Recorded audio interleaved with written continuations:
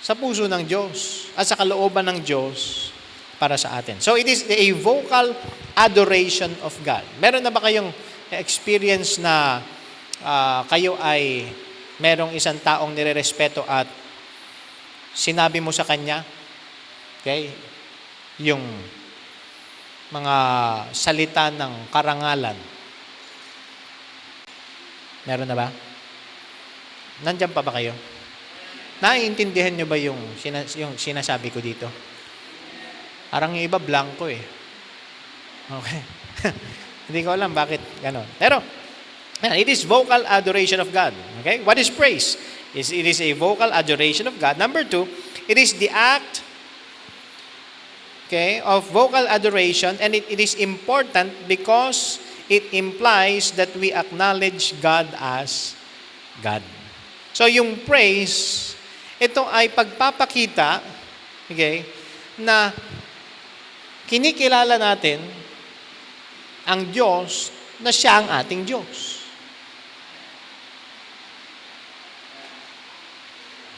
Na pag nag-pray tayo, hindi tayo nag-uutos sa Kanya. At yung mga nanggaling sa traditional na religion, di ba? Okay?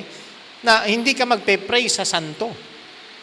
Hindi ka magpe-pray sa mga ribulto na ito. You will pray to the true God, the true and living God. Okay? Kaya pa nagpe-pray tayo. Okay? Kailangan makita nga natin na we are praying, we must be praying unto God. Okay? Magkaroon tayo ng kaisipan. Okay, ako ay mananalangin. Okay? Pag maghahanda ka na mag-pray, kakausapin mo ang Diyos. So, anong gagawin mo dyan? Ano ang practical application na gagawin mo? Kakausapin ko na ang Diyos, isa-silent ko muna yung cellphone ko. Okay? Merong mga nagpe-pray pag tumunog na yung cellphone, Lord, tumunog yung cellphone ko Diba? Wala na. Sabi ko nga sa inyo, okay, i-set apart nyo na. Okay? Kayong bahala. 5 minutes, 10 minutes, 15 minutes, 30 minutes, or 1 hour. I-set apart nyo na yan para makausap ang Panginoon. Walang distraction. Walang magdidisturbo sa'yo. Why? Because you will be talking to God. Tingnan nyo sa Psalm 63, verse 3. Psalm 63, verse 3. 752 na pala. Psalm 63, verse 3. Ano sabi dyan?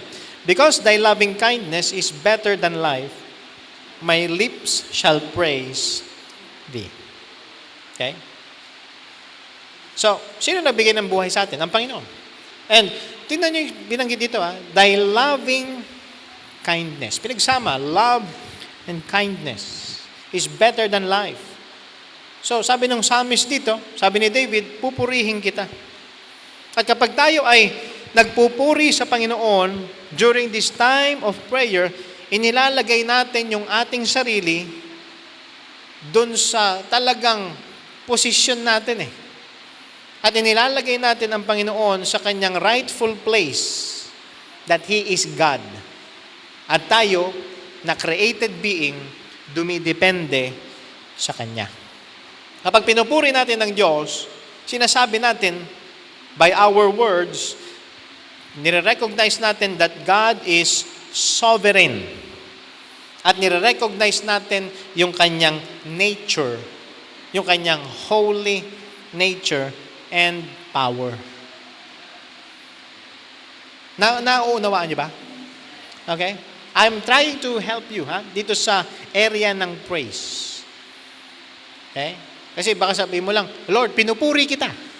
Okay? May mga bagay na maaring purihin natin ang Panginoon through our words. And number 3, dito sa ating outline, praise is important because it is unselfish. Okay? Kaya nga, bago tayo lumapit sa Panginoon, sabihin yung mga needs ng iba, bago tayo mag-intercede sa iba, bago natin sabihin yung mga prayer request natin. So, inuuna natin ang Diyos eh. And pinapakita nito, when we are praising God, we are showing selflessness. Dahil binabalik natin yung papuri sa Kanya eh. Okay? Yung pag-worship natin sa Diyos, okay? Dapat ang maging focus, siya. Hindi tayo. Because kapag tama ang naging focus natin sa Diyos, magiging tama din yung focus natin sa ating sarili at magiging tama yung focus natin dun sa mga bagay na ipagpe-pray natin. Kaya hindi tayo magpe-pray ng mga bagay na alam nating maglalayo sa atin sa Diyos. Ganyan kahalaga ang praise. Okay? Madalas, nagpe-pray tayo na ang nasa isip lang natin, kailangan ko ito. Okay? Gusto ko ito. Okay?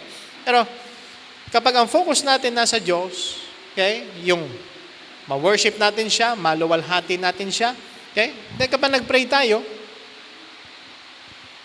ang magiging focus natin, the needs of others. At saka na lang, sa huli na lang, yung sa atin. Yung praise, okay, during prayer time, inililipat yung ating kaisipan mula sa Lord, gusto ko to. Okay? Inililipat sa, Lord, eto ka sa aking buhay. Nakukuha niyo ba? Okay?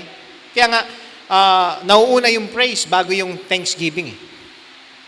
Kaya kung ikaw ay nagpe-pray na yung nagpupuri ka muna sa Diyos and then saka ka mag thanksgiving, okay? By praising God, may mga papasok sa isipan mo na mga bagay na may pagpapasalamat mo sa Panginoon. Nakakasunod pa kayo? And number 4, nakalagay dito, praise is important because it will bring us into the presence of God. Okay? So, doon sa 2 Chronicles, buksan niyo yung Bibles niyo sa 2 Chronicles chapter 5. 2 Chronicles chapter 5 verses 13 to 14. 2 Chronicles chapter 5, 13 to 14. Ano sabi dito? It came even to pass, as the trumpeters and singers were as one, to make one sound to be heard in praising and thanking the Lord. And when they lifted up their voice with the trumpets and cymbals and instruments of music, and praised the Lord, saying, For He is good, for His mercy endureth forever, that then the house was filled with a cloud, even the house of the Lord, so that the priests could not stand to minister by reason of the cloud, for the glory of the Lord had filled the house of God. So pinapakita dito yung presence ng Panginoon. Yung konteksto ng verses na ito yung dedication ng temple na pinatayo ni Solomon para sa Diyos ng Israel. Nung natapos na yung templo, okay, dinala yung mga furniture sa loob, yung Ark of the Covenant, pero merong something missing. Ano yun? The presence of God. Kaya nga, nung naipasok na lahat yung mga furniture doon sa temple, okay, at nagpuri na yung mga Levites, then, ang presence ng Panginoon pumaroon sa lugar na yan. Kaya nga kapag tayo ay nagsisimula sa prayer time natin, mahalaga yung praise. Why? Because we are entering. Okay? We are approaching the presence of God. We are entering holy ground. Naalala niyo si Moses, nung nandun siya, nakita niya yung burning bush, gusto niyang lapitan, sabi ng Panginoon, alisin mo yung sapatos mo. Nung si Joshua, nakita niya yung isang lalaki na may espada na nakalabas. Okay? Sabi ni Joshua, kakampi ka ba namin? Para sa amin ka ba? Sa kalaban. Okay? Sabi niya, ako yung captain ng host ng Panginoon at alisin mo yung iyong sandalyas. Why?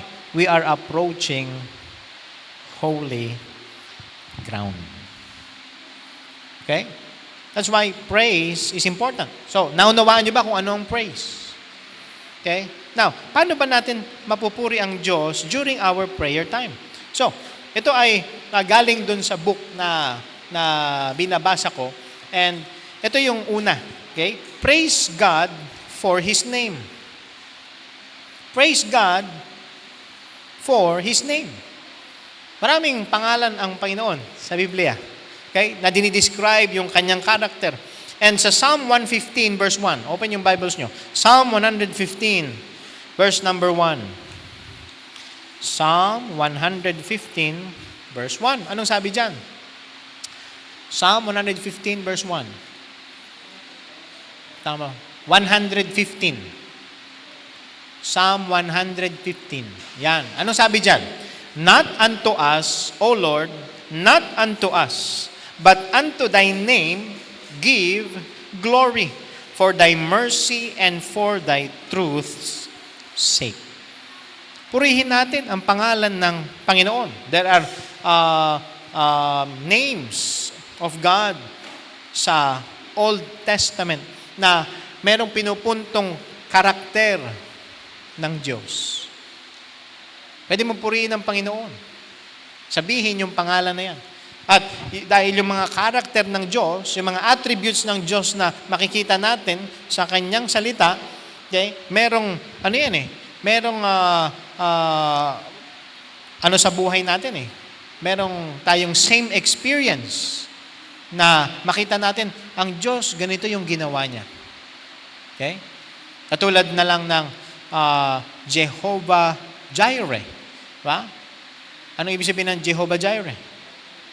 God will provide. Okay? Yung context noon, pinapakita sa atin that God will provide Himself a lamb. God has provided for our salvation. Okay? So, provide na ng Panginoon yung greatest need natin. How much more yung mga needs natin sa pang-araw-araw.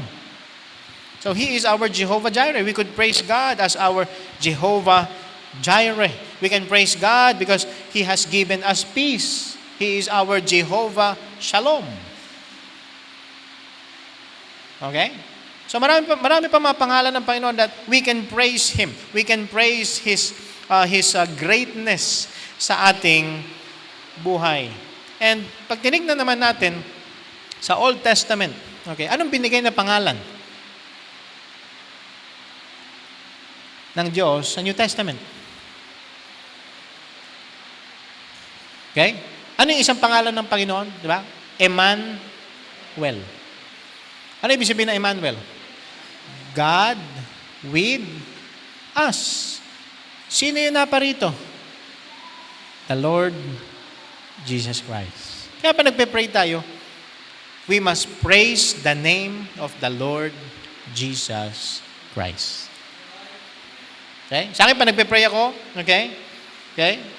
Pa nagbibigay ako ng papuri sa Panginoon, okay? Pinupuri ko kayo, Panginoon, because ang Panginoong Jesucristo, siya ang naglikha ng lahat ng bagay. Hello? He is the Creator.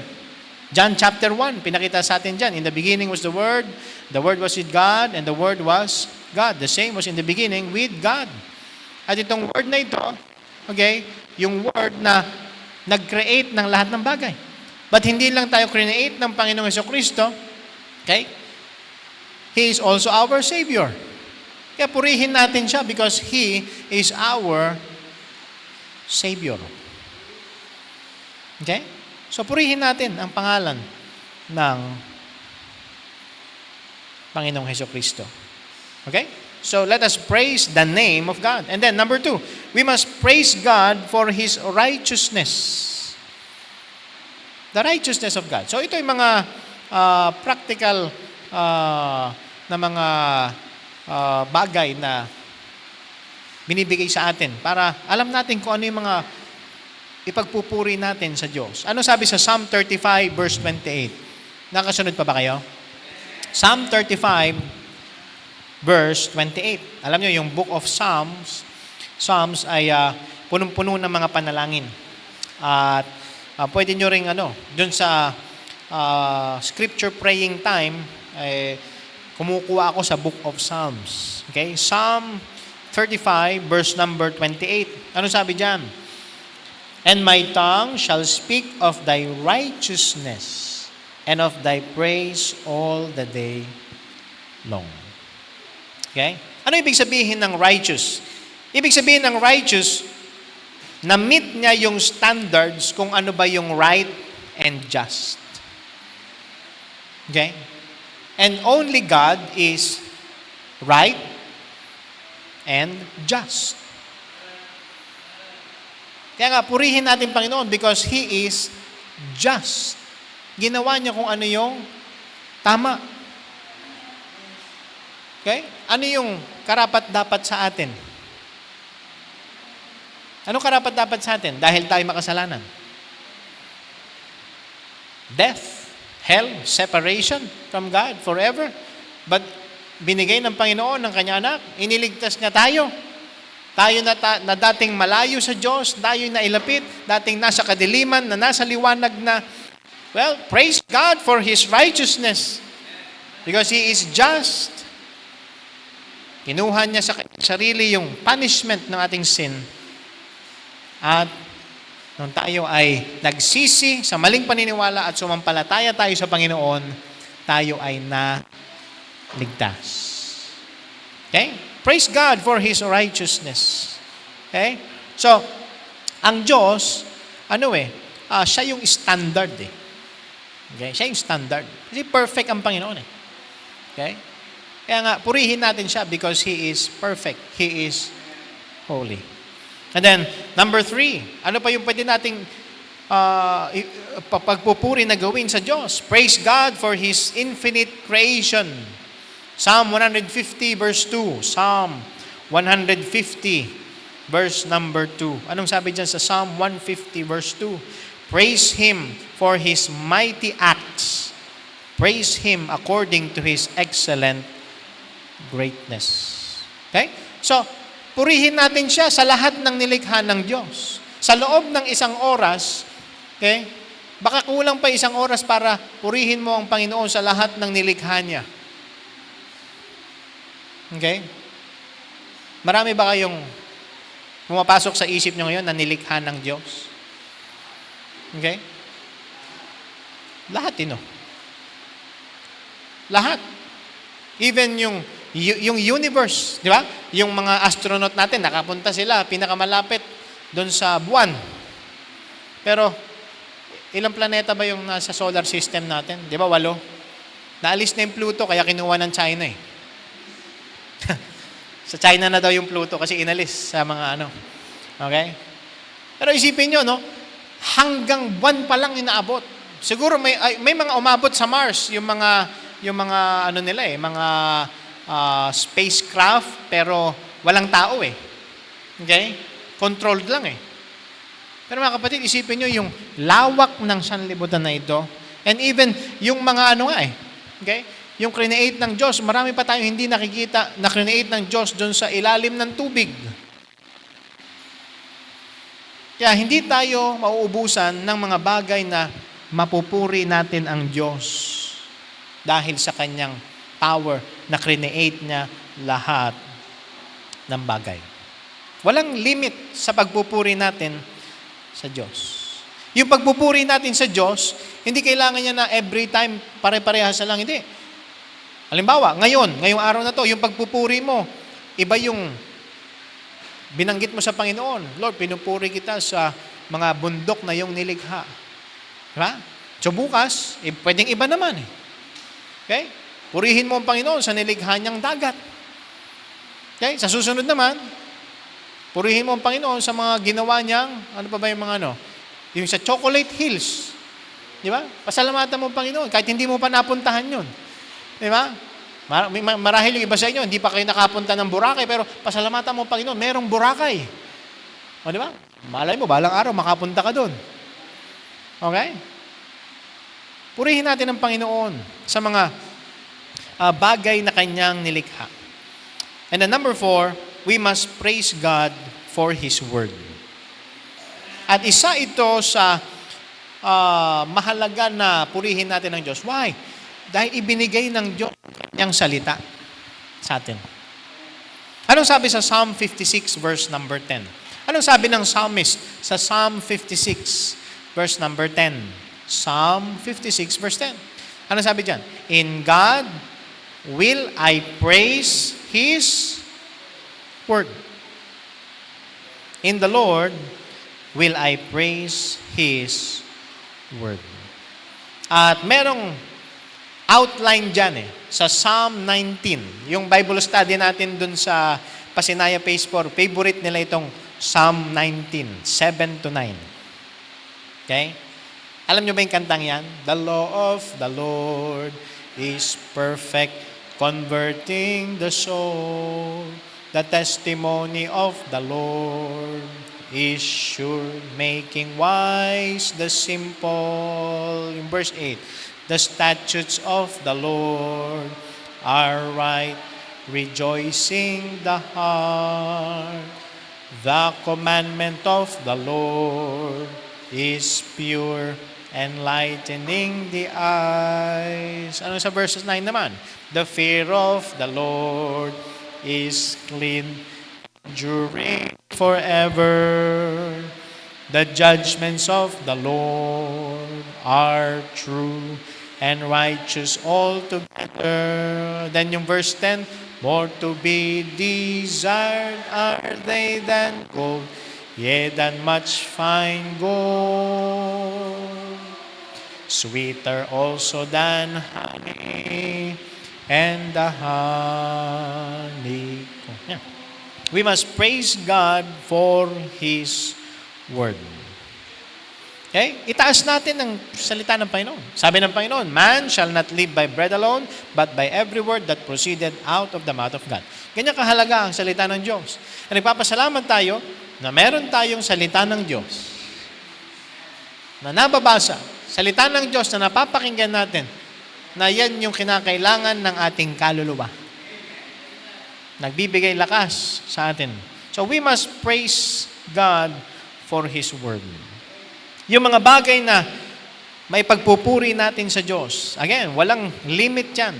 Okay? Ang praise natin, limitless. Huwag tayo magmadali kapag pinupuri natin ang Diyos. Why? Because it is a time of serious contemplation of who God is and what God has done sa buhay natin. Okay?